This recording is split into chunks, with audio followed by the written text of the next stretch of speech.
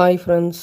இப்போதான் காலையில் ஃபுட்டு சாப்பிட்றாங்க. காலையிலே எழுந்திரிச்சு நல்லா ஒரு 1 ஹவருக்கு நல்லா ப்ளே பண்ணாங்க. ரூம் ஃபுல்லாக அங்கிட்டு இங்கிட்டு ஓடி தவ்வி என் மூஞ்சிலலாம் ரோடே போட்டானுங்க.